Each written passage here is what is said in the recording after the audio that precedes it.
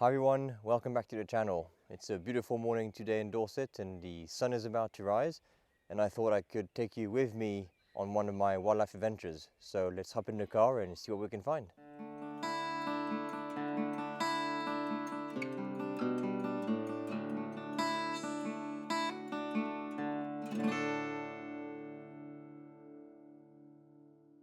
So this time of year I expect to see quite a bit of hare activity, but the way I approach wildlife photography here in my local area is very opportunistic. I haven't got a plan, I don't have a sort of go-to place. I just drive around between places that I know and where I've seen wildlife before, and then just see what happens. So at the moment I'm heading to where I've seen hare before, and I'm hoping we get to see one or two. I'll be happy with just one. So I've made it to my first destination, which is a field where I've seen hare before. It's very windy this morning, so I need to be mindful of the wind direction, because even if I'm wearing full camouflage, and technically it's going to be hard for them to see me, if they smell me, that's game over. So let's see if I can make my approach. I'm not usually lucky, but literally within 50 meters I found one, and the wind is just perfect. It has no clue I'm here, so I'm going to switch now to the 600 and have a little camera mounted at the end of the 600 so you can see from my perspective what I can see. But let's try and get a shot. It's so windy, I apologize if you can't hear anything.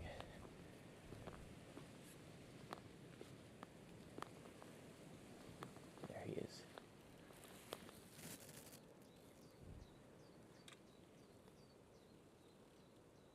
He's hopping from inside to outside the tram line.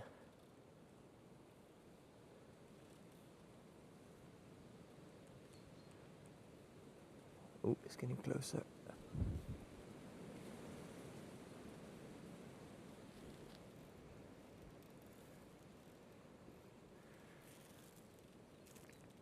He's looking at me. His ears are pushed back. Maybe he spotted me. I'm going to be still. No, okay, he's moving again.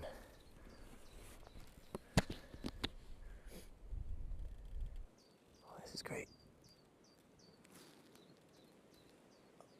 I'm going to have to show you on the phone. Hang on.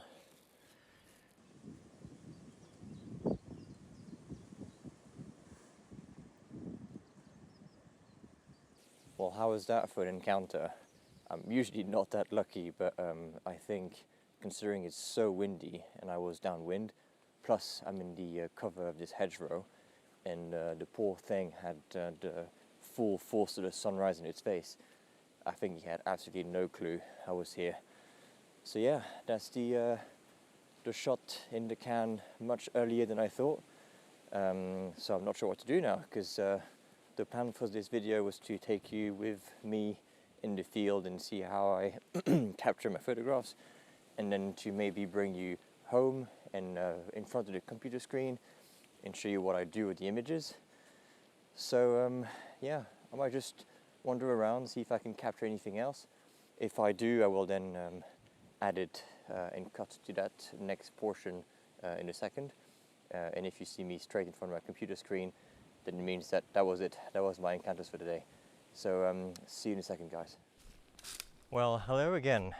Through the magic of editing, about 4 hours lapsed since the last clip, and I know I was meant to transition to me behind a computer screen doing some editing, but on the way back home this morning I spotted an area which looks quite promising from a badger standpoint, and so I thought I should go and check it out and might as well bring you along.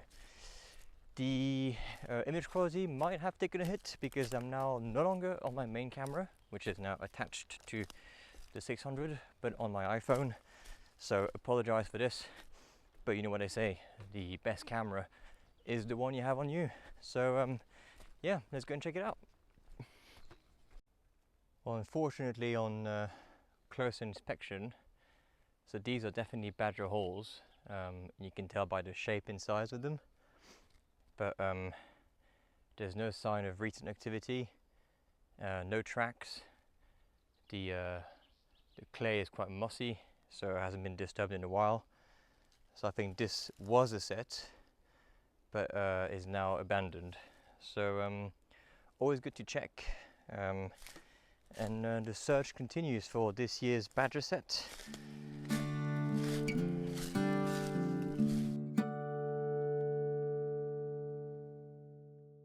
We are now back home, ready to look at some files. And so what I thought I would do is to take you through the develop process of my favorite shot of the morning. And to do this, let's just jump in Lightroom and see how we get on.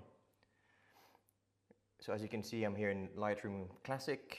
I work on the desktop app, not the cloud app. Call me old school, but I like working on the Classic. Nothing's been applied to this file apart from my default import settings, which usually are only the lens correction, vignetting, chromatic aberration, but also the right color profile. First things first is cropping. I find the full frame aspect ratio to be too long, but not long enough to be sort of 16:9. So I tend to favor 8:10. So this is what I'm going to do now. Now here I took this shot with the Canon R3. So I've got about 24 megapixels to play with. So I can't go too crazy with the crop, but I'm sure a little bit of crop will do us some good. Something like that. Not exactly falling onto a third, but quite nice and pleasing. Now you can see that it's quite underexposed, and the reason why is I could see lots of specular highlights on the grass, and I wanted to keep that information in the file. So I'll just bring the exposure up a little bit and be mindful of the highlights. So to do that, I'm going to then drag them down somewhere around here. Looks good. Pretty deep shadows, especially in this area. So we'll try and open that up a little bit. The general brightness as well of the image is dictated by the whites. And so I like to break them up quite a bit. And a useful tool is to hold the Option or Alt on PC as you drag the bar up to see the clipping point. And so you see I have to take quite far up to be getting some clipping, which means the information has been captured properly. But so let's eyeball it, and I think it sort of looks pretty decent around here. And then still a bit too dark in the ear, and that's really in the sort of black territory. And so I'll bring that up a little bit. But here I think I'm going to opt with increasing the blacks, which is not something I usually do. Texture, clarity, dehaze, this is all down to preference. My advice is a little goes a long way. So texture here, I mean, I'm looking at the noise. I don't want to add too much from a general standpoint because it's going to not differentiate between noise and detail. So I'll leave that texture setting as it is. However, we could do with some micro contrast. So let's add a little bit of that. Not too much, because I've got a nice naturally blurred background, and I don't want to sort of bring it to the point where detail is brought in, because then I'll lose the effect that I was going for. So somewhere around here looks okay. Now here I was shooting almost eye level with a bank. I think you can see this in the clip. I was sort of lower down, so when I was shooting my photograph of the Hare, I had this sort of big bank in front of me, and that's the sort of blurry thing you see in the foreground. Now the issue is if you've got some foliage really close to the lens at 600, it'll be blurred out and you can still see your subject, but it will impact the overall contrast. And so sometimes when it's like this, I do use a bit of dehaze to try and give more punch to the image. But dehaze is one to be very cautious with, because it's it is quite impactful. You know, if you crank it up all the way there, it's just this is how you destroy your photograph in one slider. So I try and find a right balance where I get richness back into the hair, and I think this is about right. It's quite monochrome, and I think we can potentially increase the color of the most muted colors of that image, and the bright slider for this is vibrance, and again, little goes a long way. I do find the overall color balance to be a bit too green, and I think that could be the automatic white balance of the camera being quite confused when it's, you know, pointed at a green field at sunrise. And so I think we can potentially bring the reds a little bit, and get some of that warmth back from the sort of early sunrise light that morning. That looks a bit more natural. Okay, now another tool I use a lot is the tone curve, and that allows me to bring a lot more fine-tuned contrast to the image. And so what I tend to do is, you know, the classic S, just to give a bit more punch. You know, it's not much, but it will do the trick. And I use the tone curve a lot for color casts. So here the red and green are quite pronounced, so I'll just go into the red channel, grab a sort of midpoint of where the information is, and really gently balance that. Now, so the green have increased in relation, so I'm also going to tame them a little bit, and now I have a much more neutral image. Okay, so working our way through down the develop module. One thing I haven't done yet is sharpening, and so here what I do is, let me just hide this for you. I hold the Option key again, and that turns it into a black and white image, so you don't get sort of confused or distracted by the color, and you can sort of eyeball where it starts to look good. So there is, you know, way too crunchy, nothing's happening. Somewhere in between is a happy middle ground, about here. I find that the radius rarely has to be adjusted. The default value is usually good. Same with the detail. Now you can do, that's an important one, especially in a shot like this when there's lots of empty space.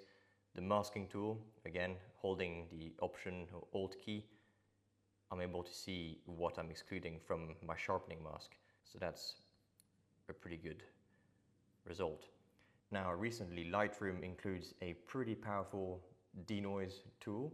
And so if you click here, it will take its sweet time to build a preview. And as you can see, it's doing a great job at keeping the fine details in the fur and completely obliterating that noise. Okay, so the new denoise version is ready. And as you can see, it's very clean, and I can't see any of these weird artifacts that you can usually detect with modern denoising algorithms, so I'm happy with that. But now I can go and punch into specific areas and do some more fine-tuned editing. And here I'm going to use the masking tools, which in Lightroom are mind-blowing. Some of the selections that would take me hours before are just one click away, which is really incredible. So here, clicking the select subject, this is a bit of a lottery. Most of the time it gets it right, but sometimes, just like here, it will miss an entire portion of the subject, but that's no problem. You can always modify it yourself. And so here I want to include a bit more of the hair, so I'll just brush in these areas. And that's a pretty decent selection of my subject. And here what I want to do is maybe increase the shadows a little bit, just to get that detail in its ear. So somewhere around here looks good. Now I want to make the hair stand out a little bit, So what you can do is just duplicate that mask of your subject and invert it. And now here, I can do the opposite and increase the shadows a little bit to give it a bit more like richer blacks. And all of a sudden I get a hair that stands out a little bit more. Now the area at the bottom still looks a bit hazy, and I don't like that, so I'm gonna try and make it a bit less distracting. And with just a wide brush, I'm gonna go in, try and not get any of that grass. Here we go. And ever so slightly darken it. Yeah, that's good. Now here's an important one. You know how I said in the intro that I try to keep the detail in the grass? So this is where it's going to become important. And that's going to be the most time-consuming portion of that exercise. So you see how these are completely blown out. I know there's information in there, I just need to go and get it. How do I know? Because in the clipping mask I couldn't see any clipping earlier. And if I do a simple test here and I take my exposure down, you see how the color comes back, so I know it's there. So obviously I'm not going to darken the entire image, so what I'll do is old school style, grab myself a brush and start painting.